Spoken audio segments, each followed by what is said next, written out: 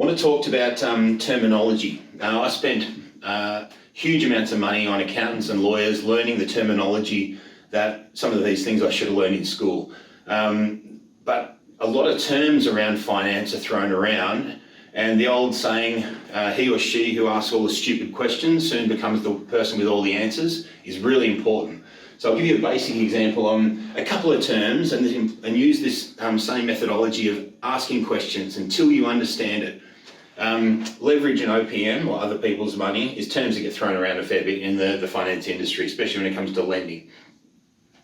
Really, a really basic example, if I've got $100,000 and I want to buy a $500,000 house, I don't have enough money to buy that $500,000 house.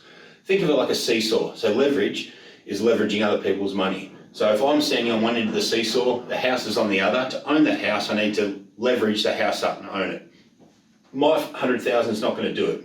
So I get some OPM and stick that with my money, and that's got enough weight that I can buy that property. Really basic concept of some complex terms. So like I said, ask lots of stupid questions when you're going through and learning. This is your apprenticeship and understanding how finance works. If you don't, you're going to retire poor. Yeah? Basic outcome. Golden rule in life, be nice to people. Do unto others as they do unto you. Pretty basic. I teach my kids this stuff, yeah? The golden rule of property investing. This is really important.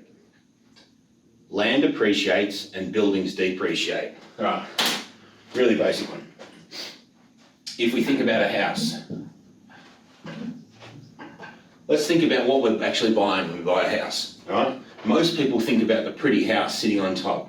What goes up in value is the land, yeah? The house's only purpose is to provide rental income to cover the holding cost of the land. So the land is what goes up in value, and the house is what goes down in value. So don't get too hooked up on what's on top, yeah? It needs to be livable, needs to be able to provide rental income, so it covers the holding cost. The house is deemed to be worth zero by the Australian Tax Office after about a 40-year period. So that's the golden rule of investing.